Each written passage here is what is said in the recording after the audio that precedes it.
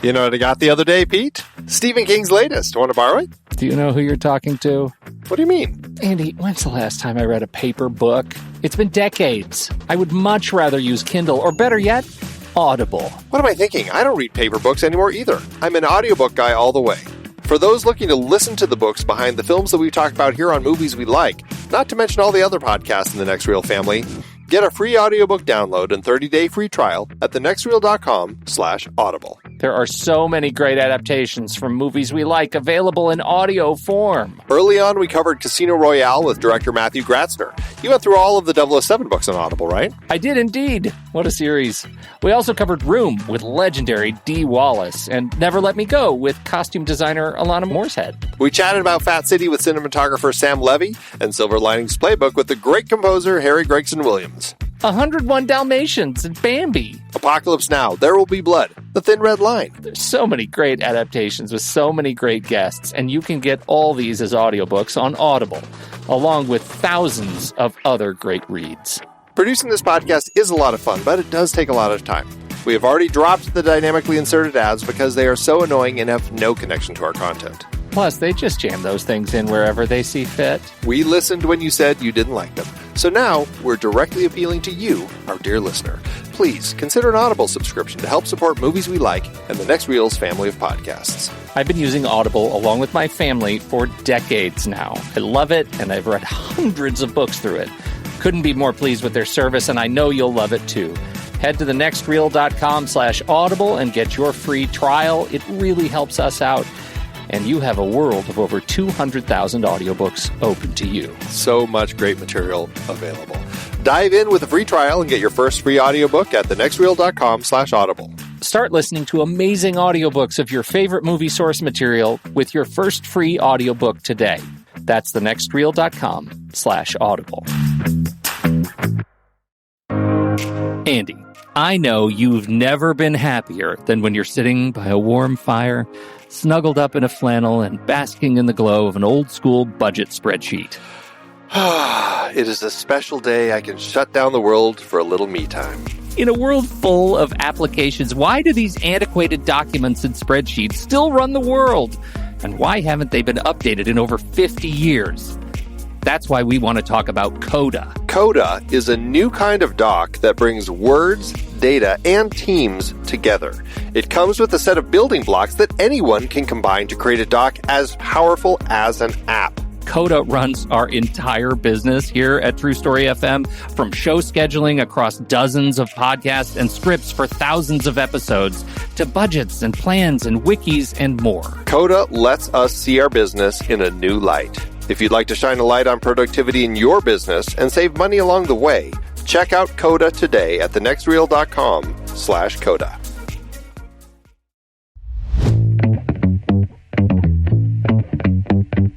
Welcome to Movies We Like, part of the True Story FM Entertainment Podcast Network. I'm Andy Nelson, and that over there is Pete Wright.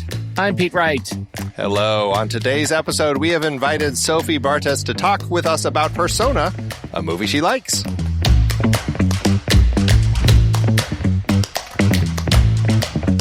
Sophie, welcome to the show. Thanks for having me. We are thrilled to talk with you. About this particular film, which is a big one. It's a big conversation to be had, jumping into Ingmar Bergman's Persona. For such a short movie. Talk about somebody who is effective at packing a lot into a 90-minute film. Wow, crazy. Before we jump into that, though, let's talk a little bit about you and get to know you.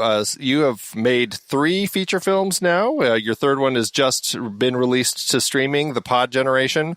And I definitely want to talk about that because it has so many things in my head. Like, I am so afraid of that future. Yes. As a possible place to be. It starts with, oh, we don't want any bored babies. And it goes from there. That's this. It's problematic. Coming to us.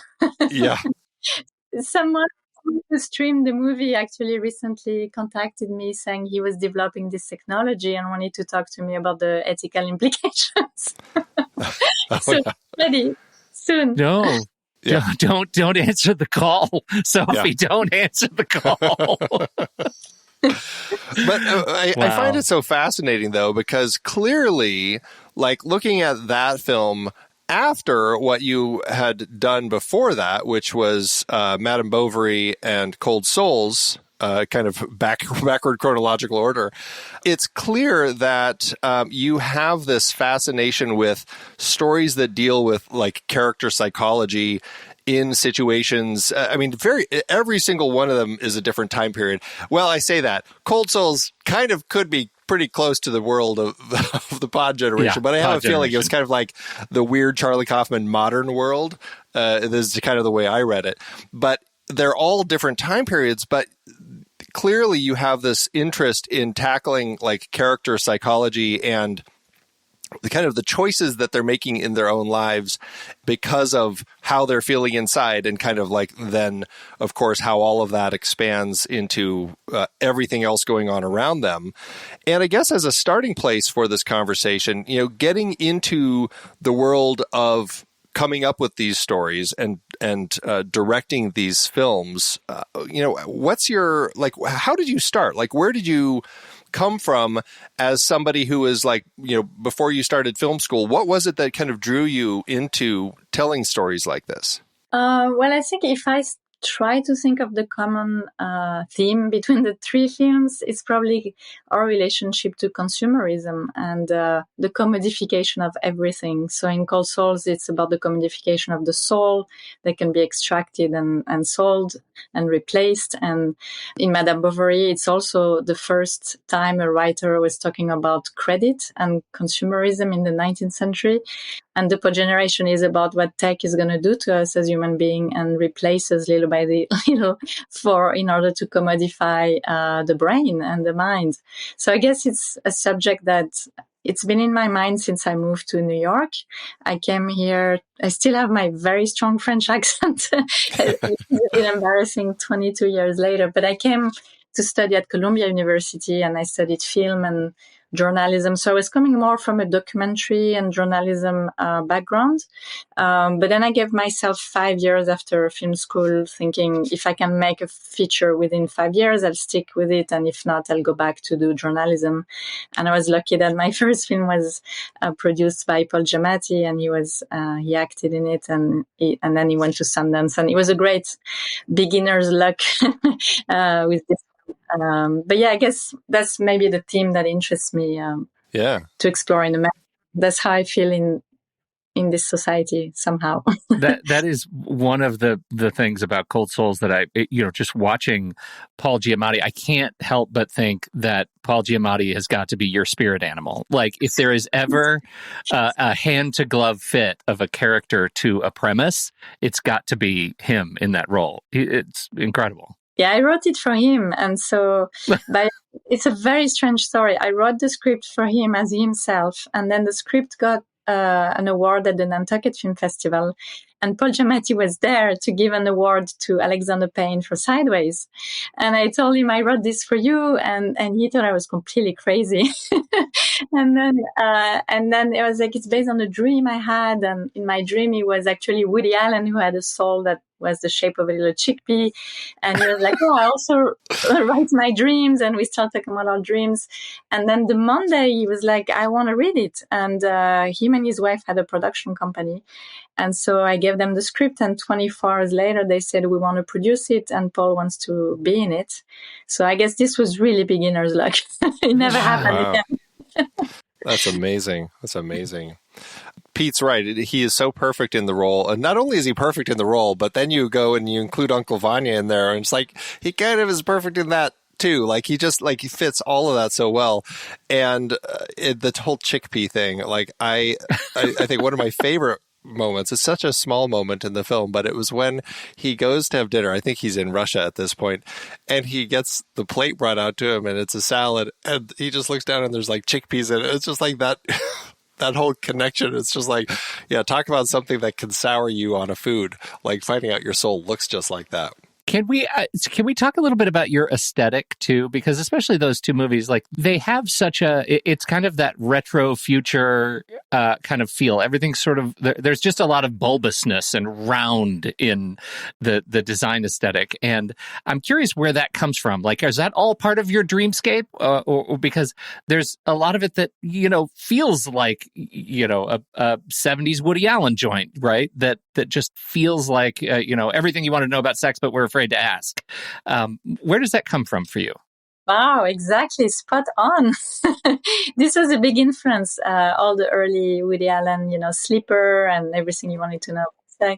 And I think I wanted to develop science fiction that is more feminine from the look, from the design, because we're used to science fiction that's very square and very, masculine design science fiction where, and like some movies that are very beautiful, like Ex Machina, but the materials are very dark, or they can be, you just feel it's a male sensibility. Maybe an exception is Her, the Spike Jonze movie that had a lot of red and a lot of, very strong colors. But I think it was this idea to design science fiction that would be rounder or more fetishistic and be just a aesthetic pleasure, it's a sort of seduction. I think once you see the world of the pod generation, you really want to have that technology. And that's why I think it's the genius of tech companies today. Like this was one of the things that Steve Jobs was so good at, is to, when he introduced the roundness in the screen of the MacBook, he understood that whatever is in nature, like the round, anything that's organic, attracts the human brain. And that's why he was so successful. Our brain is programmed to love shapes from nature. So if you do, like in the pod generation, everything is round, everything is biophilic. There's a kind of confusion between what is biological, what is digital. You get people to get hooked on it and seduced by it, and they want to have it. So I think that's the genius and also the terrifying aspect of the marketing of all those companies today. You cannot not have those products. Yeah, right. Yeah. Well, especially in pod generation, the eggs themselves are, it already has that kind of that egg shape to it that works so well for a place to, we'll just say, host your baby as it's developing. But then also there are the little, I can't remember what they called them in the film, but the little eyeball things. And it's just like, that's what the technology is. It's all redesigning our own world, but in a technological way. Like the therapist, when they go to the therapist, it's a giant, beautiful circular wall of like this flower decor surrounding this giant eyeball. And that's what they talk to as their therapist. And I think that speaks so much to your point about this draw to making it as human as possible, but doing everything possible to take out the human side of it to make it, quote, easier to kind of run and manage and to make our lives easier and everything. It's a fascinating exploration of that interesting balance of technology. I want to jump on that too, Andy, because I mean that was exactly the experience. Like, especially when you're just introduced to the eggs, to the pods, the way, as an audience member, I kind of want to touch them. Like, I want to rub my hands on them, right? And I want to, and you can see it, like when they are like figuring out how to wear them and she pulls her shirt down over, her sweater down over it. Like the way the shapes move with curves and other materials and straps, it's just, you talk about fetishizing it. Like there is, and since you mentioned Steve Jobs, that when he introduced one of the operating system elements, he said, "You're going to love these buttons. You're going to want to lick them."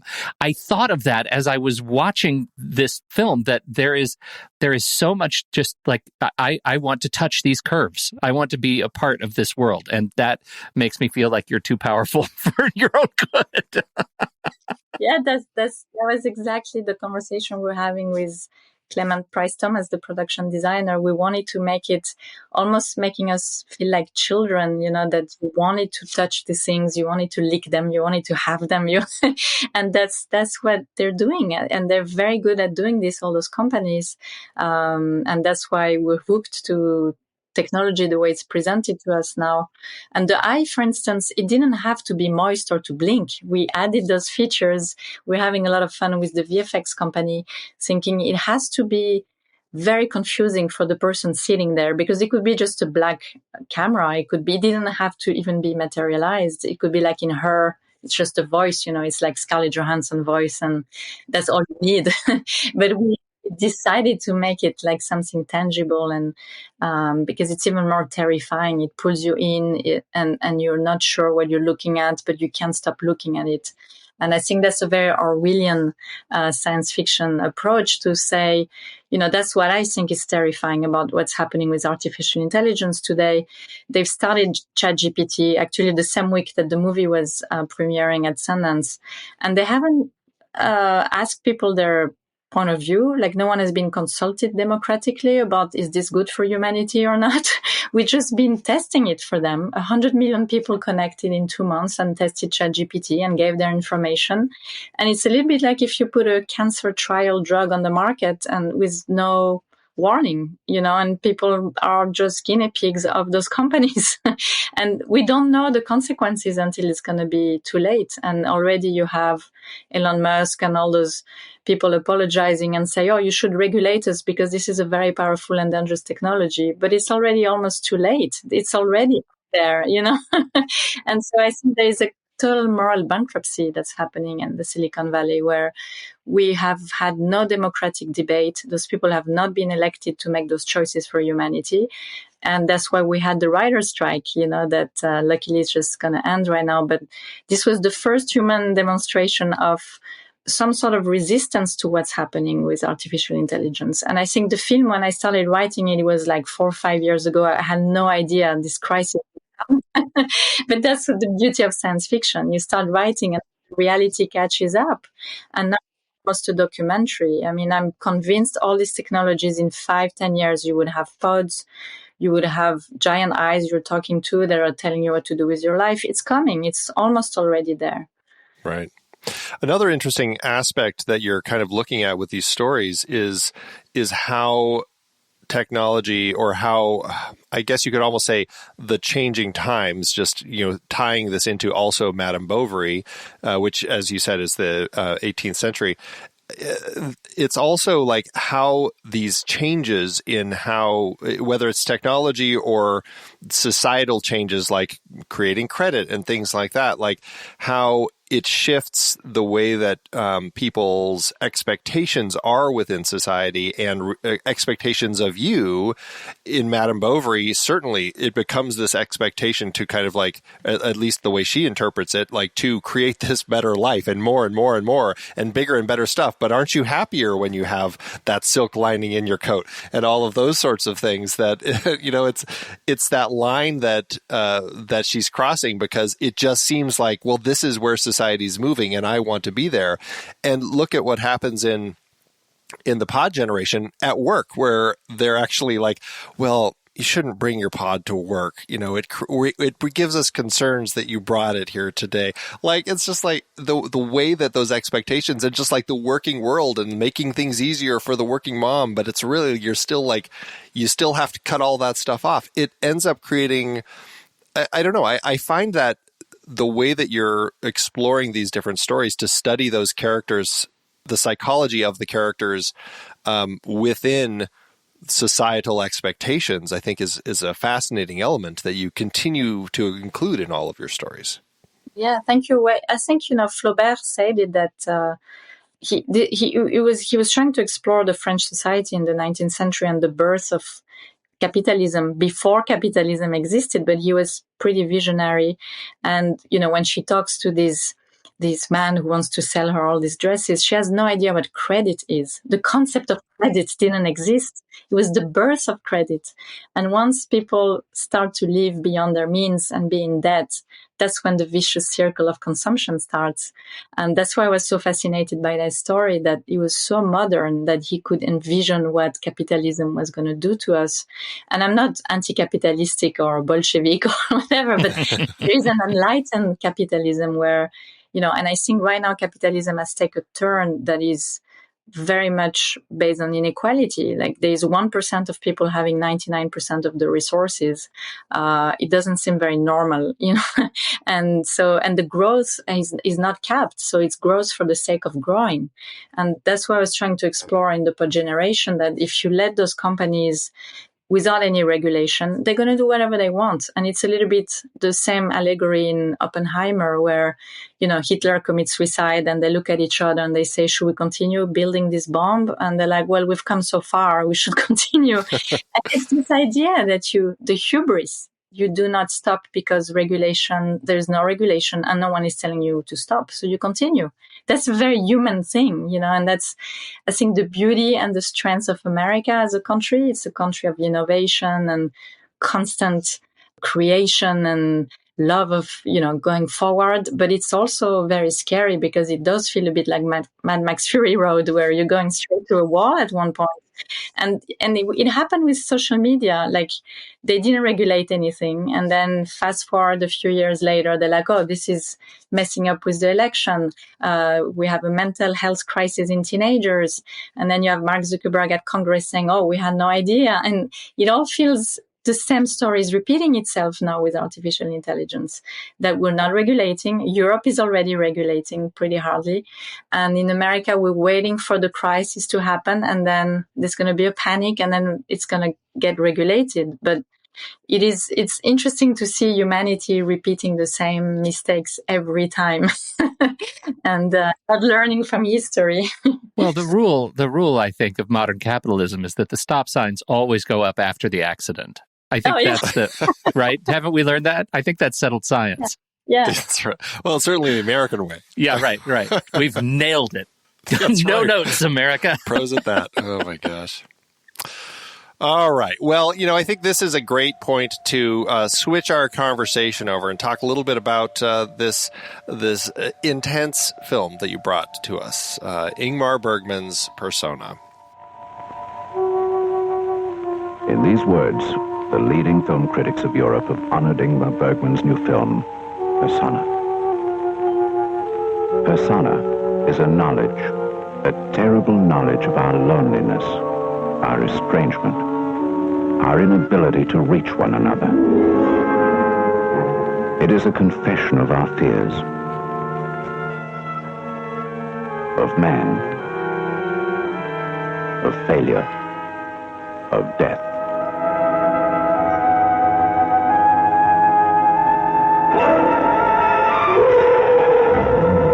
Persona is the drama of a despair, a silence, a terror far too great to be named, of life laid bare to the bone.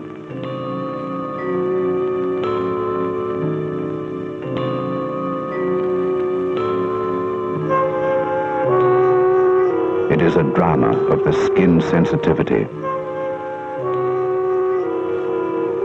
and of faces and words and ruthless courage.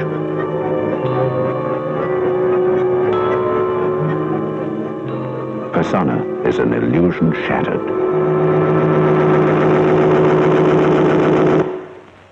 a victory over silence.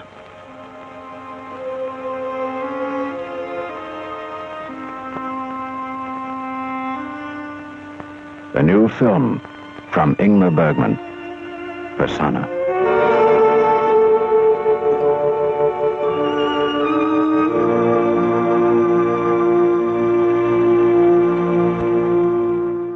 First question, let's just start with how you came to this film and kind of your, if you can remember, like your initial impressions and, how it ended up kind of shaping your thinking with it. I can't remember. I've seen it so many times that I can't remember the first time I saw it, but I guess it was around film school when I started doing my Bergman studies. And I remember just like when you see this movie the first time, it's a revolution. There is a before Persona and there's an after Persona as a filmmaker, as a normal audience, as a human being, because he was so audacious and so bold and nothing like this movie exists since and has been made the same way. And I think it's been ranked by a lot of critics poll as one of the 10 masterpieces in the history of cinema. And I was surprised. I was doing a little bit of research before the podcast, and I didn't even know all this. I knew it had made a very strong impression on me. I knew that it had influenced David Lynch from Mulholland Drive, which is another of my favorite films. And you can feel the presence of persona in so many films from great filmmakers. Either it's subconscious or it's conscious or it's a reference. But it is a film that you could never imitate. You could never do a remake of it. It would make no sense. It's a film that has permeated, I think, the mind and the soul of many filmmakers. And every time I watch it, I rewatch it for this talk yesterday. You can always see it differently. There is no one possible explanation for the film. There's a quote that's really fun that I just want to read from a critic. I don't remember his name, but he says, "Persona is a riddle wrapped in a mystery inside an enigma which swallows you completely." So it's like this puzzle, and once you get into this thing, you're under the spell of Bergman, and he knows it. And we can talk in detail how he's doing that technically.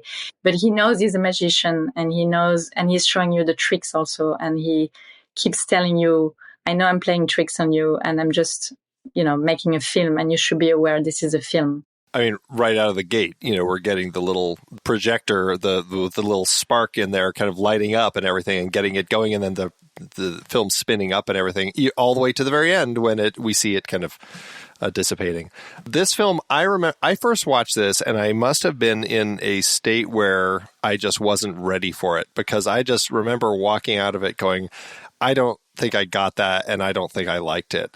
And I haven't returned to it until this podcast. And honestly, I was a little nervous. I'm like, this could be an interesting one. We'll see where this goes.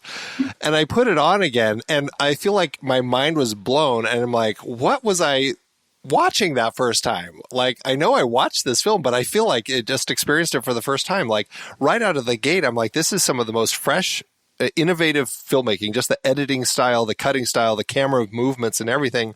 And then the story was just so, I mean, it fits exactly what you just said. It was so enigmatic, and I'm still trying to piece together all of the elements of it as far as like the characters and what all of it means, and the way that Bergman was integrating a lot of the fourth wall breaking and kind of telling you over and over, yeah, this is a movie though. And so I found it to be such a fascinating experience, and I'm already like, I can't wait to go watch it again, just so I can start looking at all the images again and like really kind of putting all these pieces together. And it's like one of those puzzles that I feel like you can always be playing with and always putting together. It'll never actually give you the full picture, but it's always giving you something new. And that's what I think was so interesting about it. Yeah, that's why it's so enduring, and it's what we call a masterpiece, because there is no single explanation. And even Bergman, I've listened to a lot of interviews where he speaks about the film, and he says, I have my own theory about the film, but I would never ever give it to you, because this would be insulting to the sensibility of the audience. I want everyone to feel what they want to feel. And what he was saying, I think it's very beautiful. It's he didn't want people to intellectualize the film and have an analysis that comes from the intellect. He wanted people to experience the film from their emotion. And the film does work at a very visceral, emotional level where you're very shaken by it and you don't know why. And he's pushing those buttons in your soul, in your subconscious, because he opened his soul to the audience. So it's a soul-to-soul conversation. And that's what he said. It was very beautiful. He gave a speech for an award he got just after he made Persona. And he said, for him, language was always something that he didn't master. He was never good with words. He was not a painter. He was not a musician. And the only language he really had was images and emotions. That's why he's a great filmmaker. And he said, if you come with this idea of a character that doesn't speak, that only has images to express her emotions, the close-up of Liv Ullmann, that's when you're doing pure cinema, because there is just the medium. There's just the emotion of a human being being shared with another human being. And that's why I think he was trying to do, and that's why it's a masterpiece, because there's no intermediary. There is no, like theories or intellectualization or like a proper plot. There's not even like a plot in the film. It's more like variations and themes around dissociation, around the split of a personality. And so I think it's a deeply, deeply personal movie for Bergman, because when he had the idea of it, he was in a hospital he had a total nervous breakdown and a physical breakdown too. He was the director of the theater in Stockholm, and it didn't work for him, and he was trying to be a filmmaker at the same time, and he got an infection, and he was in a hospital for 2-3 weeks. And I think he went into this sort of crisis thinking, I need to be truthful to what I want to do, and I need to search for the truth. And what's the best way to search for the truth than stop speaking? And so I think he is, in a way, if you look at what happened in his life at that time and how the movie came to be born, he says it came from a dream. It also came from a picture he saw of Liv Ullmann and Bibi Andersson together. And it came from the feeling of being in that hospital. And all this together gave birth to that very strange film. And I think it's, the silence is probably part of him. And the movie he had made before was called The Silence, which I don't know if you've seen it, but it's also a masterpiece. It's about two sisters that have a very strange relationship and a neglected son. And also they don't speak to each other. So there's already those elements were there. But Persona is taking it to a level of modernism and experimentation that he had never touched before.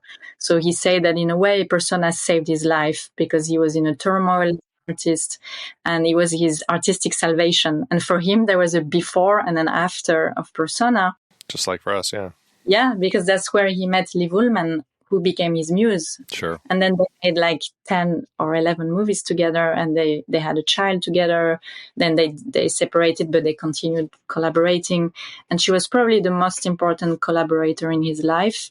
And they met through that movie. It was the first time they worked together, and he completely fell in love with her during the making of that movie. So there's so many things around this movie.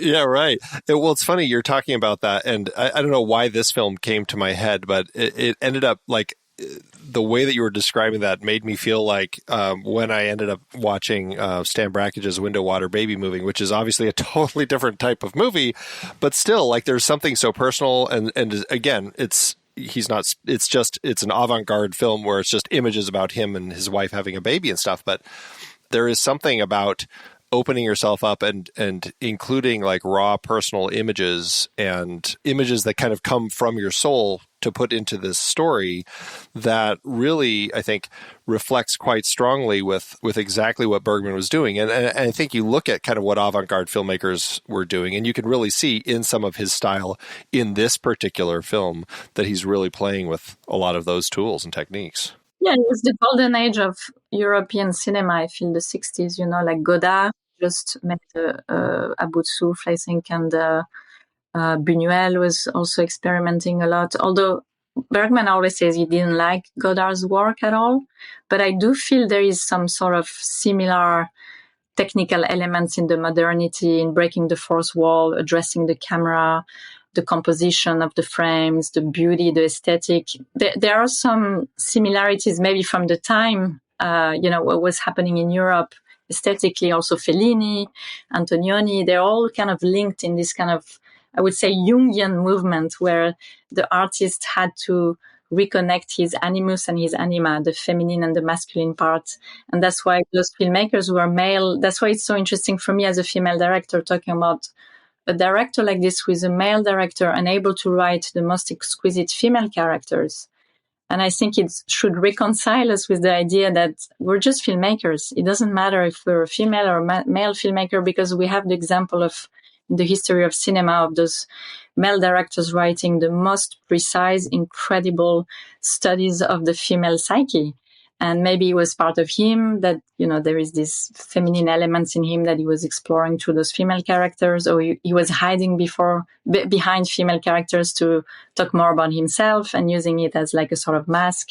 But whatever he did, he created those extraordinary muses. And I think we should not forget, because the debate today, I feel, is becoming a little bit silly about if you're a male director, you cannot write a female character. If you're not, it's just becoming very annoying, the conversation sometimes. Sure. Yeah. One of the things that really sticks out to me, and I'm curious as a filmmaker who's, again, I'm leaning heavily on production design and aesthetic.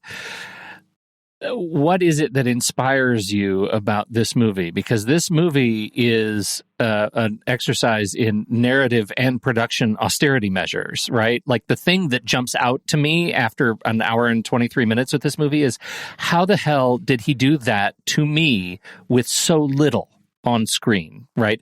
Clear testament to B.B. Anderson and Liv Ullmann, but I have to imagine that puts you as a filmmaker in a unique place. Yeah, the aesthetic experience of this film is, I think, unparalleled. Like very few filmmakers are able to do this with so little. And what's interesting is like the happy accident in filmmaking, because I read that they started to shoot this in a studio in Stockholm for 14 days, and it was a disaster. Nothing worked. All this footage was thrown and useless because Liv Ullmann was very nervous. It was her first time working with Bergman, who was already a god in Sweden. B.B. Anderson had a lot of dialogue, and the mood in the studio was very heavy, and Bergman was feeling he had no clue what he was doing.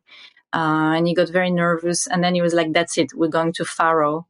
And this was his island. And I think, again, it's incredible because it's a meta movie, because this is what happened in his life too.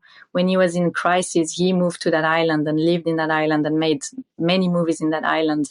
But to make this movie happen and to capture the aesthetic and the beauty of this kind of chamber sonata in the middle of this nature that is so raw and beautiful, they had to go to this island. And once they reached the island, the movie was coming together. They could feel they were doing good work.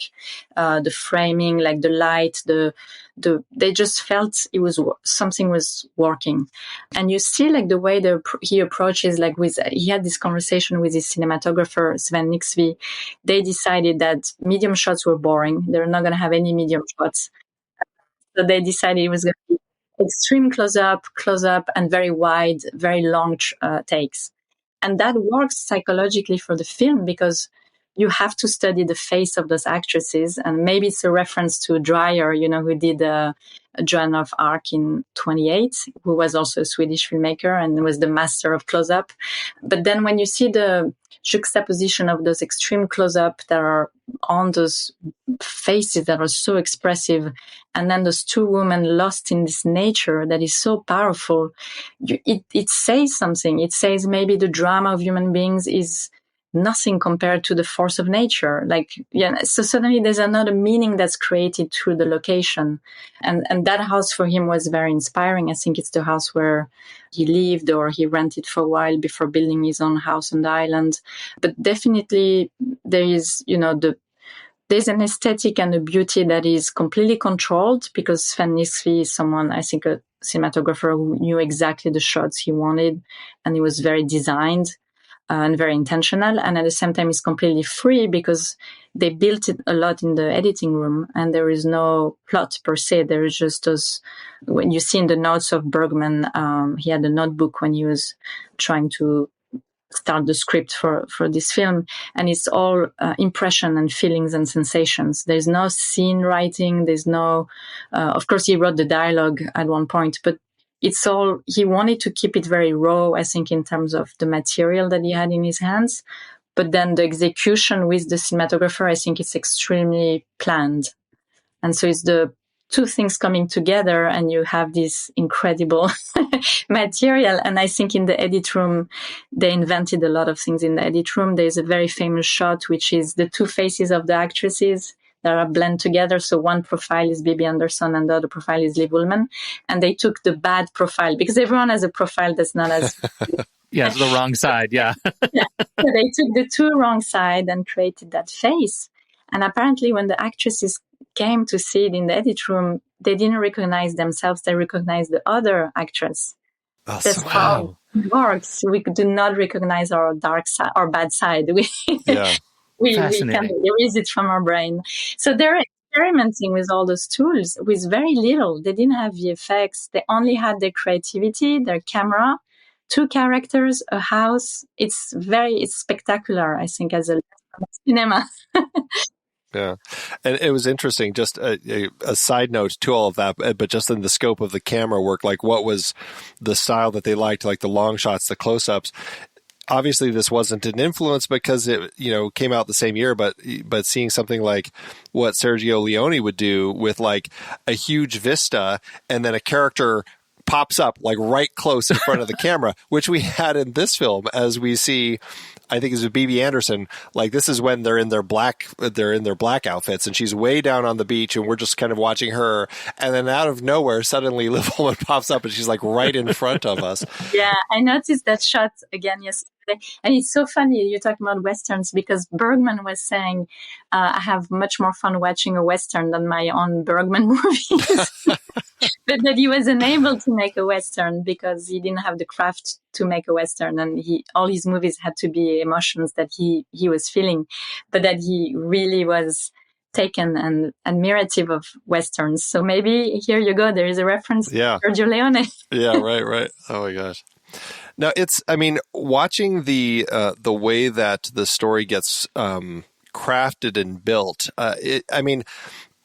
It's interesting hearing you kind of talk about kind of like the way that they approached putting this together, because some of it feels so meticulously thought out and planned ahead of time, like thinking about their costumes and, okay, we're going to have them all in black outfits in this section of the film. And now we're going to be in white outfits. And now we're going to be in the gray outfits, and kind of like how that changes along with particular emotional states as they're kind of moving through the story, and we're kind of weaving and flowing. And sometimes it's kind of very like everything has kind of this misty quality and dreamlike states. And I can't help but feel like there has to be this level of like meticulously putting all of that together and visualizing how that's constructed so that we can lay it out in the right way. But at the same time, to your point, it's like, I think there's this element that ends up feeling so, what would be the way to describe it? Like, willing to be flexible and willing to just kind of shift things as needed based on, the right feeling that he might have with something. Yeah, I think we could call it Scandinavian effortlessness. It's extremely thought of and it's extremely loose. It gives you the impression of freedom and dream, but that's the mastery because it's so crafted.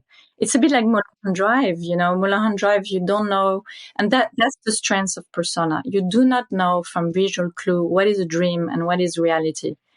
And it's so merged that there is a lot of dream and hallucination sequences when Bibi Andersson starts losing it. And you see Liv Ullmann is coming at night and in her room, and then she walks away and she turns at the same time that Liv Ullmann, they both turn at the same time to look at each other. This is, I feel, is a dream or an hallucination or a vision, but there's no real clue or there's no indication. So maybe the whole movie is a dream.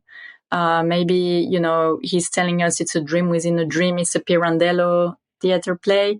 I also read he was very inspired by August Strindberg. And one of the play he loved was a dream play, and one play that's called The Stronger, which is a one-act play in which one character refuses to talk and another character talks constantly. And then the one that is the weaker is the one who talks all the time.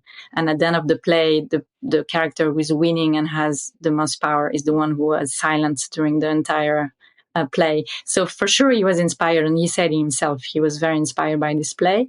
But then it's the Bergman, it's completely original because it's whatever influence he had, he made it his by the craft and by the vision. And just like the frames, sometimes you have, there's this moment where Liv Ullmann is looking at the camera on the right of the screen, and then on the back you have this sort of hallucination of Alma, the nurse, with the husband of Elizabeth, and they're having this affair, and she's there witnessing it, but witnessing it from her back. She's not looking at it, but she can hear it.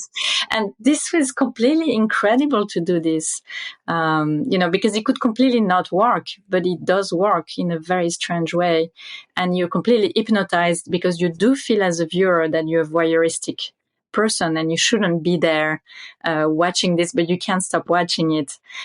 So maybe it's also, the premise of all the cinema of Michael Haneke that is also about voyeurism. And I think this opened the door to so many possibilities in cinema just by the pure bold aspect of making those frames and saying, I'm going to put 3 characters in a frame and they're doing different things and they shouldn't even be in the same frame, but I'm going to do it. And that's Bergman. I mean, he's, the master of audacity, I would say. Can I ask a question that just really puts me in the corner of the dummy? I'll be the dummy. As somebody who loves the film, what's the deal with the entrails in the beginning? Like, what is it that, because Bergman has made this really beautiful portrait of these people, but opens the film, and I think this is what gives Bergman that sort of the perception that Bergman's films are impenetrable, is because some of these avant-garde tropes literally put a frame block on the narrative that is to come. And the opening of this movie starts with poking at the eyeball of the cow or whatever the animal it is, and then the spilling of the entrails. And I'm wondering that they're so fast; those shots are incredibly, brief and shocking. And I am curious your take on the purpose or purposelessness of including shots like that before a story that arguably stands on its own. Is that an argument that could be made? Yeah, I think it's completely deliberate. He wanted to shake you. He wanted to jolt you awake and be like, you're in a dream, but you're fully awake and you're going to take this dream full on and it's going to be disturbing. And the images you see are doing something to your emotions. They're not random. I mean, he said once in an interview, they're just boring random images. I couldn't come with anything more creative. But they are visceral images Ingmar. that disturb you. I think that's what he wants to do. He wants to put you in a very uncomfortable position as a viewer. And he's telling you, I'm a magician. I'm doing tricks on you. I'm going to play tricks on you. But, hang on. And you're going to look at my soul. I think he's playing with the subconscious when he puts those juxtaposition of images that are pretty violent. They're beautiful, but extremely violent and disturbing. He probably knows, because he's done 25 films before, that doing this to a viewer is going to disturb you and it's going to put you on the edge of your seat and it's going to grab your attention and you're probably going to be in a different mood than watching 2 beautiful women it would be a very interesting experiment to remove this montage and start the movie in the hospital and what it does to you. But I think he was trying to position himself as a very modernist, avant-gardist filmmaker with this film, saying, we're not going to watch a normal story with a beginning, a middle, and an end in the classical way. I've done many of those. This is going to be a completely different experience. And come with me and let's see what happens. He didn't even know, I think, at the beginning what would happen to people watching this movie. But I think he was just, opening the door from a modernist approach to cinema where things don't have to always be linked to the narration. It doesn't have to be part of the plot. You can, and then so many other filmmakers did that after. You can just try to talk directly to the senses and to the soul and to the emotions. And it's not part of a story and it doesn't really matter. And so I think he was conscious always in his movies to connect to the maximum amount of people. But for this film, he said he was making this film for himself as a salvation. And then he was surprised that so many people connected to the film. Your perspective on it, I think, makes total sense to me, especially when you pair it with the experience of like his notebooks and talking about how he writes in sensation and feeling.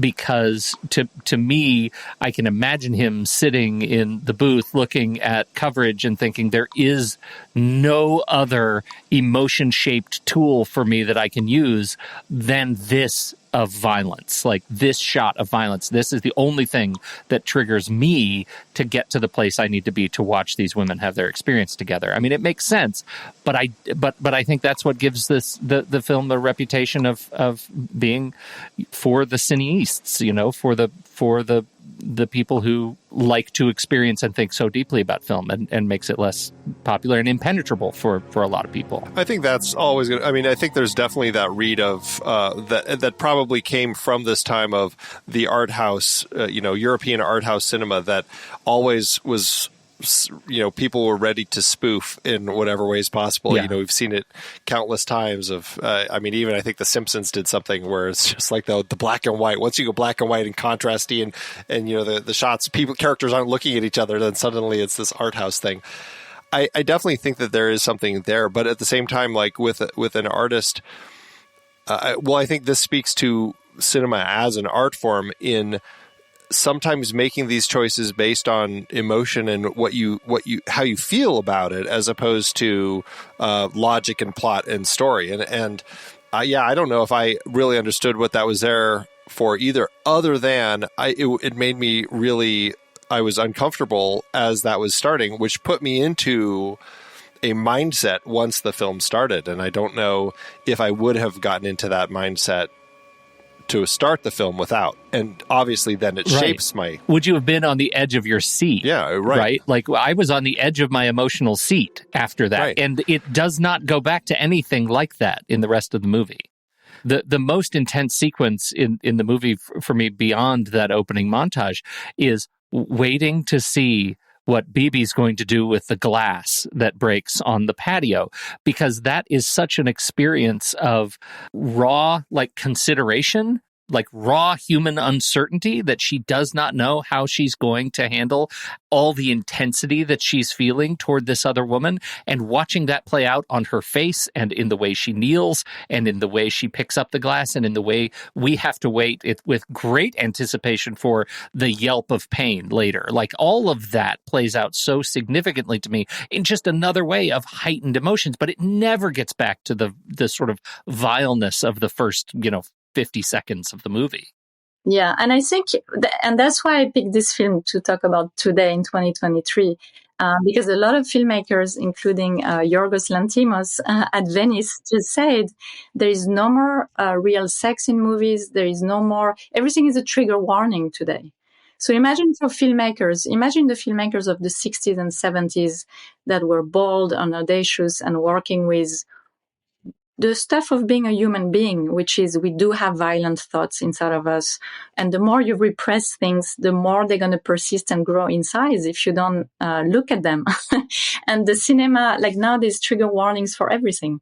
And I was reading an article in The Atlantic that was so interesting about American teenagers being unable to confront the discomfort of art because they're so used now to warnings about everything that if you show them a piece of art like Persona, it would be really interesting.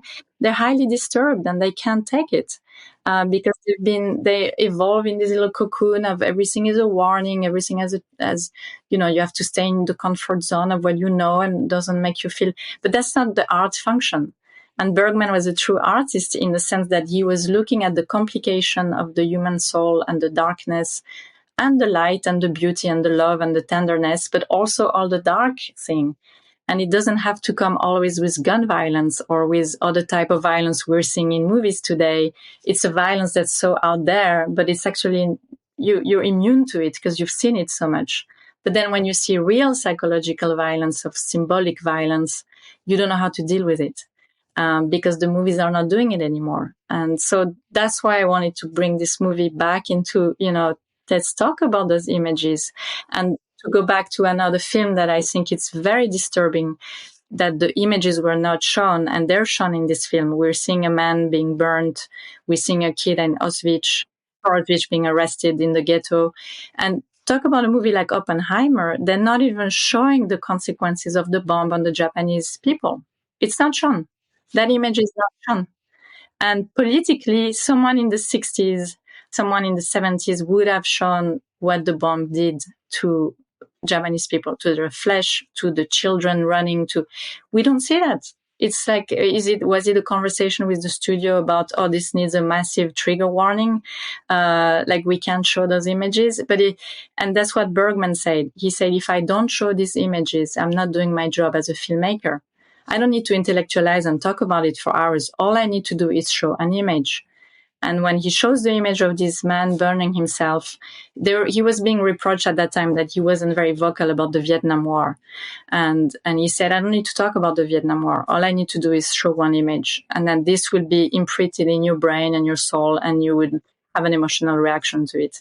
And by not showing, filmmakers are guilty of not showing certain things because they're trying politically to either be correct or not inflame the situation. Or so that's a debate to be having today in filmmaking. You know, what do we show? What do we not show?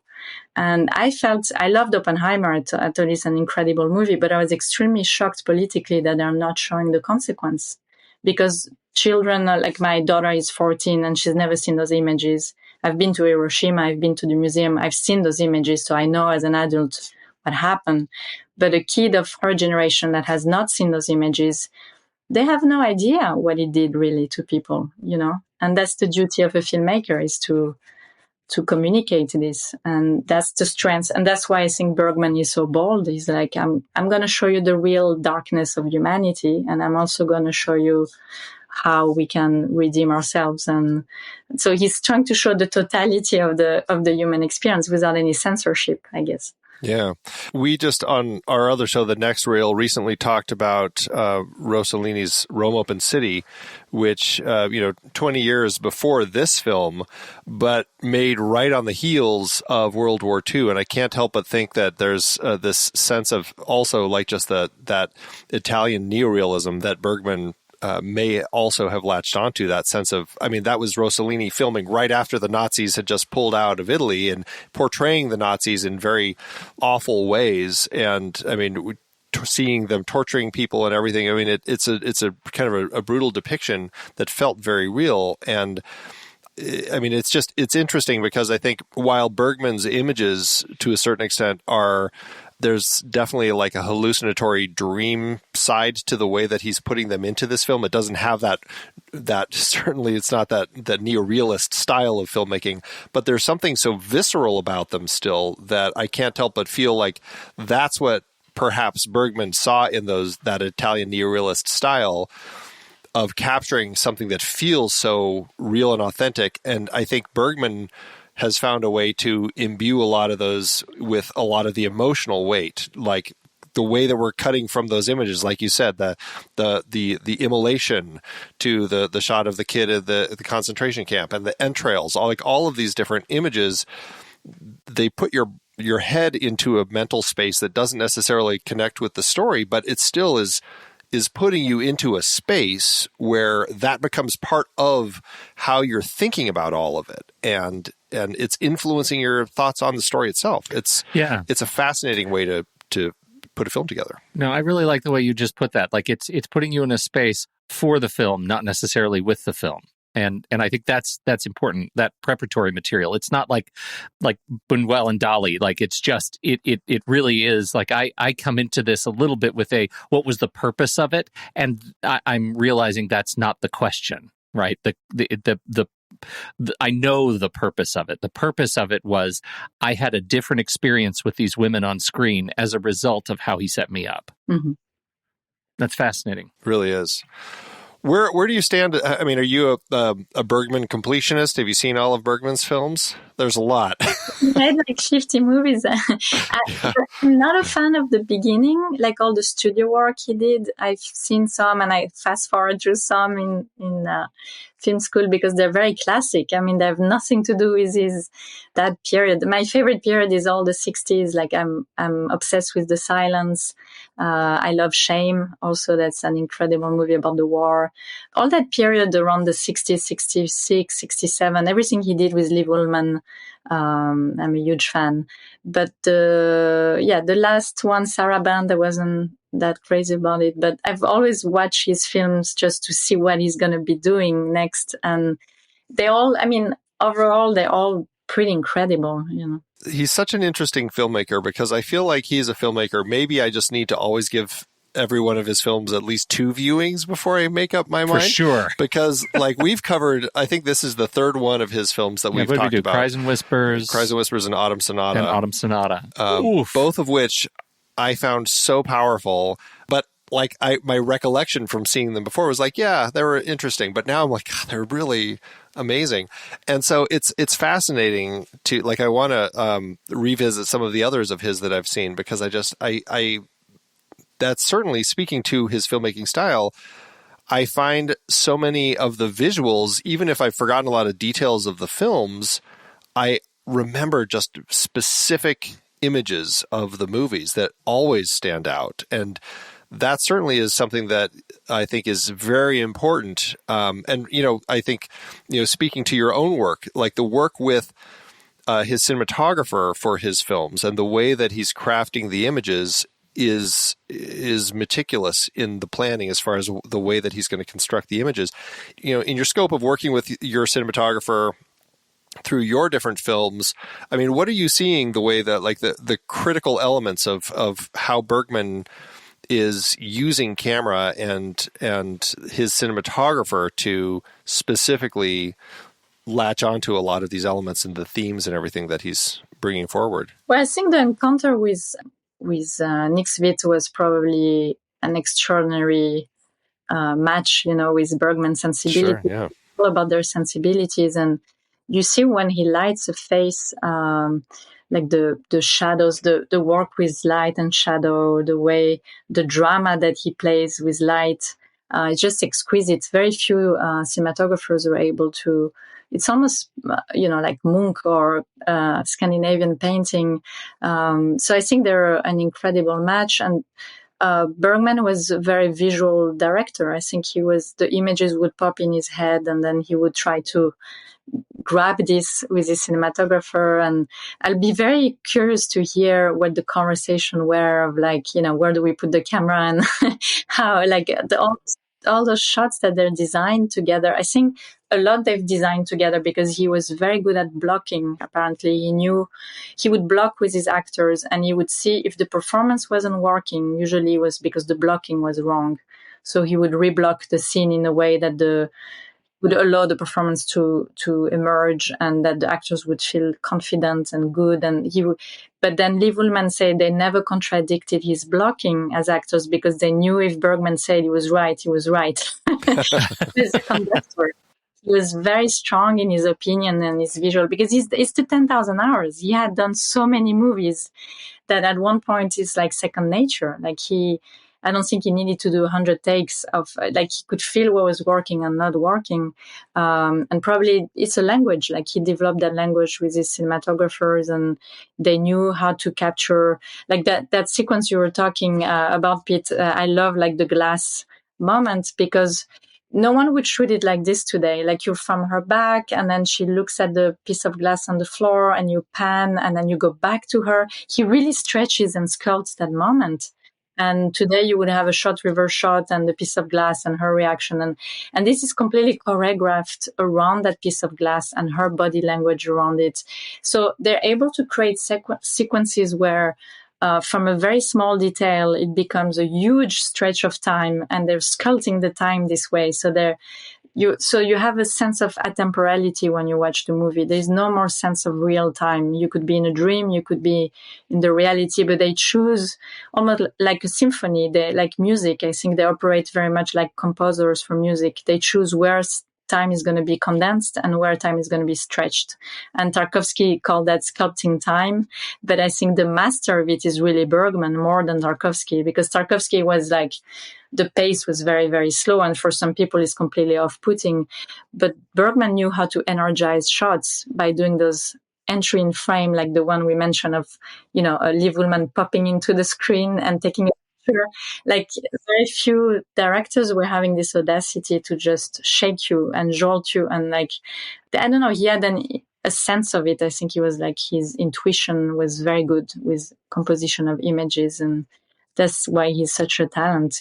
He knew how to do it somehow. And probably he experienced with things that didn't work. But then it's about the choices. Like, he had the intuition to say, this works together in the edit room, or this didn't work. And just, there's a shot in Persona that he removed many times and put back. It's when Bibi Andersson is reading the letter where Liv Ullmann kind of criticizes her, and she feels it's a complete betrayal. And there is a shot at the end of the sequence where she's standing by a lake, and that shot was there, wasn't there, and then he went back and forth in the edit room, and at the end it's in the movie. And the only reason he kept it, it wasn't very useful. It was just the shot of her. It's a beautiful aesthetic shot, but it was because the rhythm of the rain was working, and he didn't want to cut the drops, the sound of the drops of the rain. He wanted this to play almost like a symphony.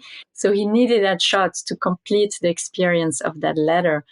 I mean, incredible, right? The amount of detail and understanding of what rhythm and sound can do to a film. So he put it in there. It's still in the movie. Fascinating.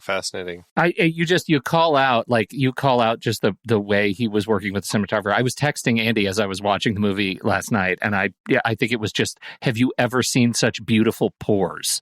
Like just the way they light and capture skin. I just kept thinking, I wonder if Sophie ever sat down and said, I want you to capture every pore in Giamatti's face. Like, that's what I want. I want all Giamatti beard pore. That's so gross, but Bergman made it work.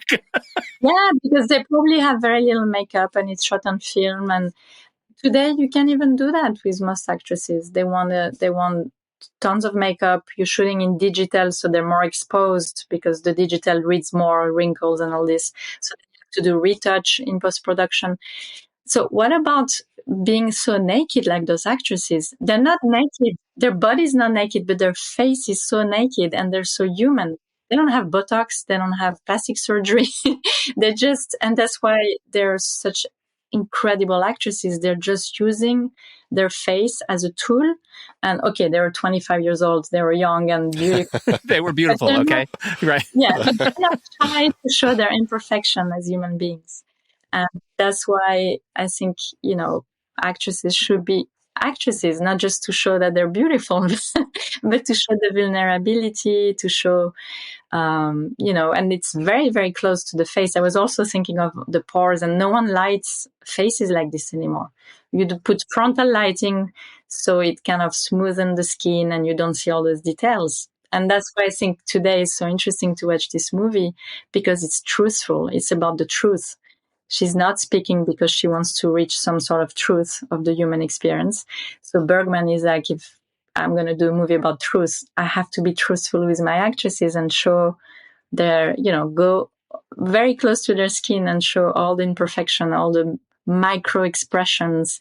And that's why those close-ups are mesmerizing, because you're reading Liv Ullmann's micro expression for 2 minutes on screen and you cannot stop watching her. That's also a testament of what an incredible actress I was saying that about Paul Giamatti, who I also think is an extraordinary actor. That it's the kind of actors that you could watch looking at the yellow pages, which don't exist anymore, but like just reading some very boring thing, because they're so expressive and they're so minimal in their expression, but that's where you see the soul of the actor in action. It's like, it's the beauty of cinema, is the magnification of the face, the close-up, and Bergman brought back the close-up to the center of a movie, and then that's all you remember is those faces. Yeah, they're stunning the way that they're photographed, and it is such an interesting exploration in character to have, like, to be looking at them so close so often throughout the film, never hearing Liv Ullmann speaking. Some whispers and things like that, but largely not. Otherwise, it's B.B. Anderson constantly talking. And to the nature of the story itself and that idea of like voyeurism and everything, like we're sitting here watching all of this and we're studying, she's not saying anything. So we're just looking at every little detail of her and constantly thinking about what is she thinking about this crazy sex story that B.B. Anderson is relaying as they're laying on the beach, and all of these things that she's thinking about, and we're thinking about it and everything. And then we hear this letter and we're like, well, that's not all where I thought she was thinking. And it's such an interesting exploration of what we're getting out of these characters and what B.B. Anderson as the nurse is getting out of Elizabeth, which is completely different. And she's totally misinterpreted how she's using her as she reads this letter. And it's such an interesting exploration in the way we view people, the way we view the world, and to a certain extent, impart our own thoughts and feelings and opinions onto them, and which may fit in with exactly what they're doing, and sometimes it does, but also it's like it's a complete 180 to where they were, which I think for us also came as a complete shock when she's reading that letter, which was fascinating to me. Well, a shock because it was like parallel violation. The story she's telling about the sexual escapade is one of violation, right? Like, depending on your perspective, it starts with sort of being sort of playful, but ultimately it is manipulative. And then she talks about her pregnancy and the grief that goes on with the abortion. And at this, and that's it. It all becomes sort of a psychosexual physical violation. And then we have this complete emotional violation of the betrayal in the letter. That parallel is not lost as I'm watching this movie. And when you're talking about Bergman's ability to write, I'll just say, characters that can tell these stories in a way that is, I believed them. I was with this performance. It didn't feel manufactured. It didn't feel like over sort of masculinely sexualized. I was thinking about it as I'm watching this. I was like, okay, Bergman is a dude watching this, but the arc of that conversation that she has with herself is extraordinarily powerful by the time it gets to bed, and the way he uses the camera shooting over her and she cries and whips back over, it's extraordinary. That violation is central to the movie, and thinking more about Bergman, central to his experience making it. It's incredible. And I think central as him as an artist, because one theory of interpretation of this film is that Elizabeth is the artist, is actually the filmmaker. It could be Bergman. It's like, how much do you manipulate people around you to get what you need for your art? What a monster you could be as an artist. And we know that's actually, it's insane, because it's actually the relationship he had with Liv Ullmann after when they started living together. She was the muse, but he completely vampirized her. They lived in the island. He didn't let her see anyone. After a moment, she had to leave. He was like completely destroying her and feeding on her, and he couldn't live without her. She was everything to him. She was the actress in the film. She was the source of inspiration. She was his wife. She was the mother of their daughter. And so maybe this film is also, a portrait of himself. It's like a Picasso portrait of all these angles of this crazy filmmaker who he knew he was a monster, and that's why he was in a crisis at that moment of his career. He called it a crisis of truth, that maybe he needed to say, okay, what if I just stop using people? But he can't help doing it, because the character is studying this nurse. The nurse is there to help her, but in the process, she's getting vampirized, and physically vampirized, because you see Liv Ullmann sucking on her blood at one point. Yes. So there is like a whole thematic of vampire movie, Dr. Jekyll and Mr. Hyde, feeding on the other person to get better yourself, because you feel that Elizabeth is getting better and better, and that the poor nurse is getting worse and worse and completely losing her mind and being violated and used and manipulated. And this is what Bergman was also doing to his actresses. He was like Picasso was doing that to his muses. He's aware of the male destructiveness in artists, that they need that to create masterpieces. So it's a meta film. It's a sort of psychoanalytical film about, I think, his relationship to his art, and he's super aware of it in a way.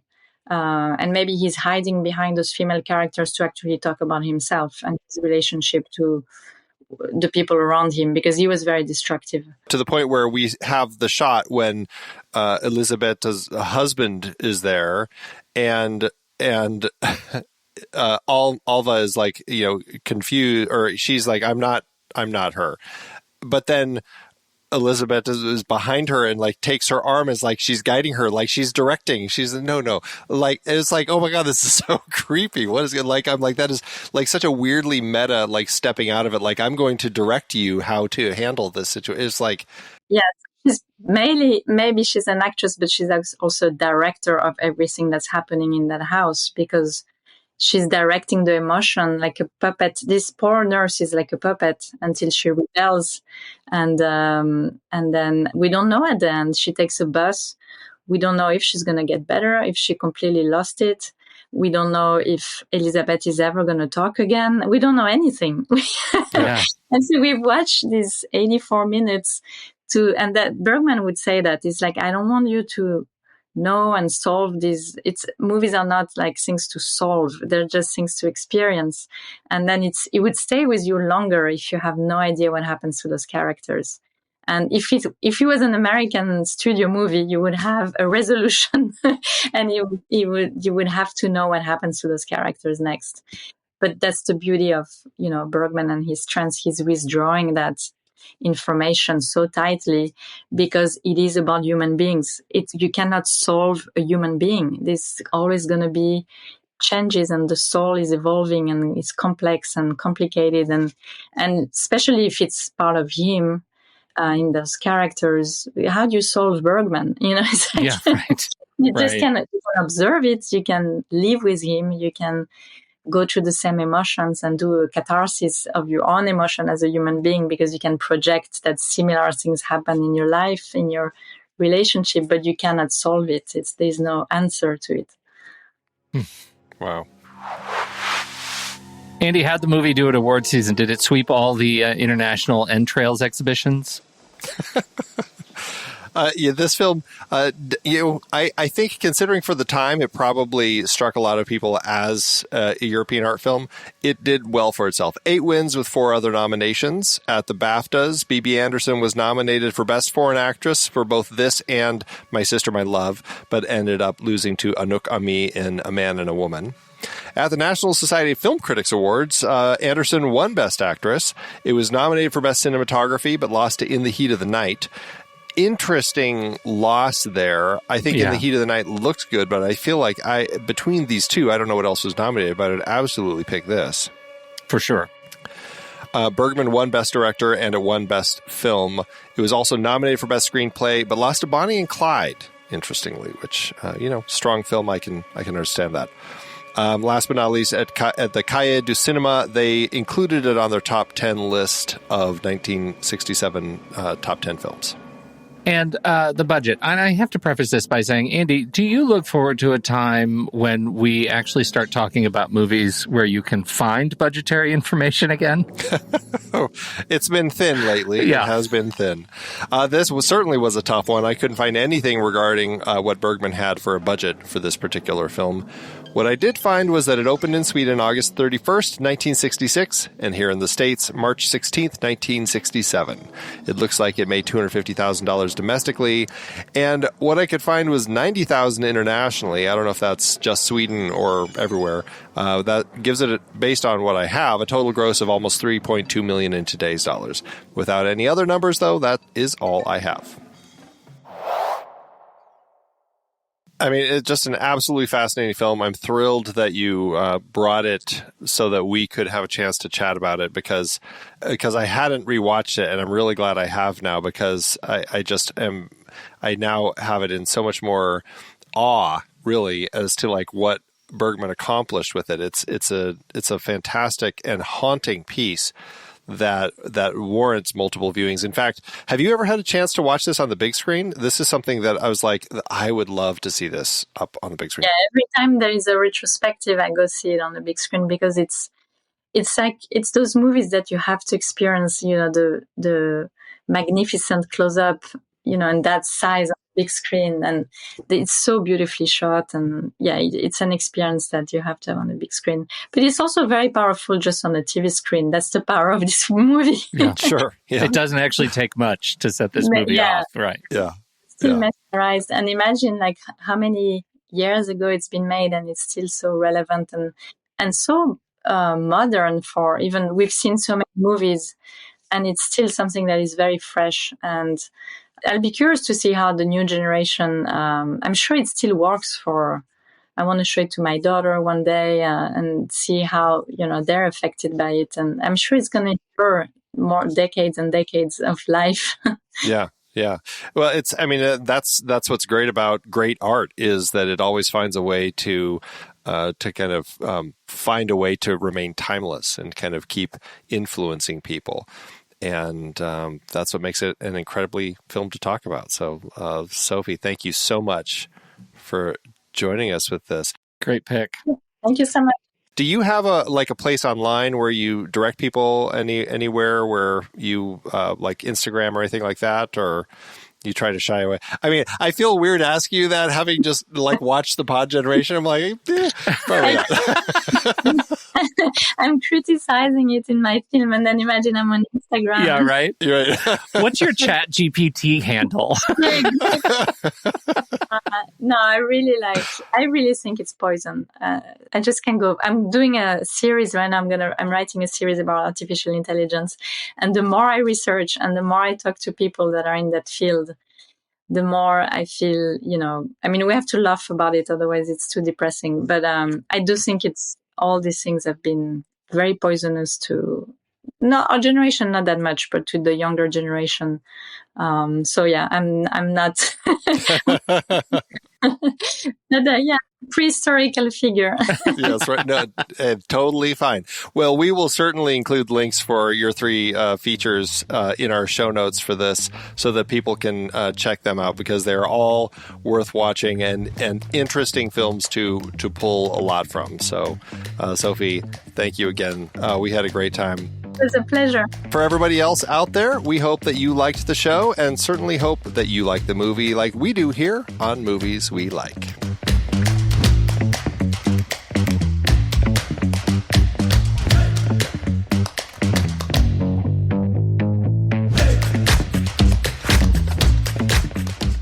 Movies We Like is a part of the True Story FM Entertainment Podcast Network. The music is Chonk Clap by Out of Flux. Find the show at truestory.fm and follow us on Facebook, Threads, X, Instagram, and Letterboxd at The Next Reel. And if your podcast app allows ratings and reviews, we certainly appreciate it if you drop one in there for us. See you next time.